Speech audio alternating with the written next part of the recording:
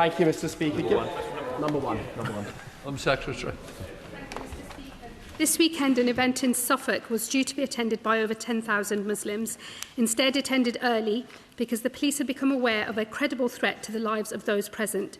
They acted with speed and skill, and I thank Suffolk Police, counter-terrorism policing and the organisers for their swift and effective response. Thanks to their actions, those attending the UK Ijtima in Barham were kept safe. 12 individuals have now been arrested as part of an investigation led by counter-terrorism police, which they describe as extreme right-wing terrorism related. This investigation is at an early stage and we must give them space to pursue their lines of inquiry, and I know the police will provide further updates. But let me say, we must all stand united against hatred. The actions of a minority are not who we really are as a country, and we should never be defined by those who plot violence against their fellow countrymen and women. Mr. Speaker, given the reports in the press of yet another U-turn being forced on the government by the revolting backbenchers, does the Minister still believe that the qualifying period for indefinite leave to remain should be increased from 5 years to 10? Well, let me tell him it has been settled government policy since last summer, in fact, that the qualifying period will rise from 5 years to 10. The government is consulting on what transitional arrangements may be needed, and we will come forward with settled policy later this year.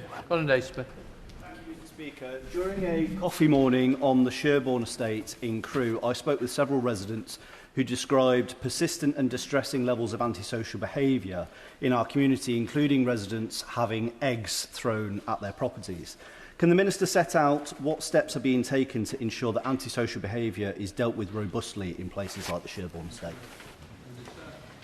I understand my honourable friend went door to door talking to people about these issues, and I appreciate his efforts in doing that. Our Crime and Policing Act is delivering new and enhanced powers to tackle antisocial behaviour. Respect orders will bear down on relentless ASB offenders, and we have ensured that every police force in England and Wales had a dedicated ASB lead and a local action plan to crack down on these thugs.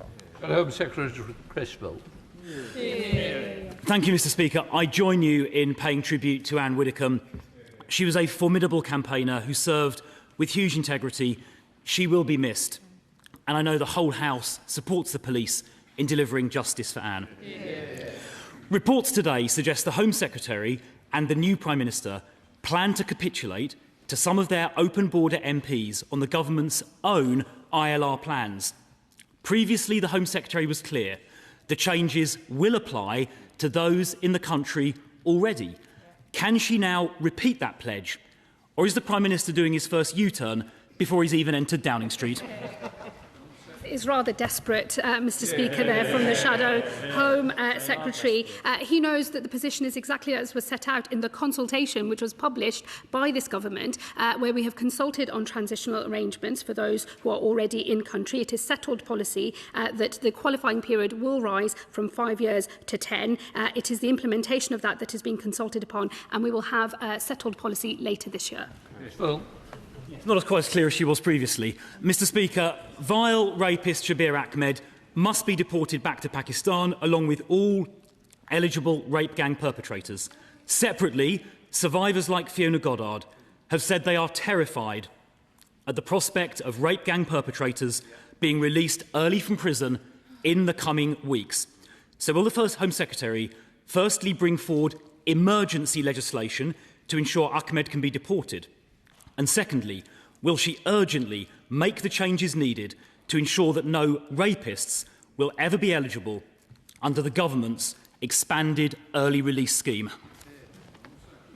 Well, let me say to the Shadow Home Secretary, firstly, he knows that the issues in relation to Shabir Ahmed and his deportation from this country are exactly the same as his government faced when they were in power. There is both a legal challenge as well as a practical one. I will be dealing with the legal issues later today, Mr. Speaker, when we have our debate on the immigration bill, and the government's work on the practical hurdles to deportation continues between myself and the Foreign Secretary and others in government as well. And let me just say to him on releases from prisons, it is his government that allowed the situation in our prisons to get to a dangerous level. We all but ran out of prison places under his government, and under this government we will never run out of prison places again. Yes, sir.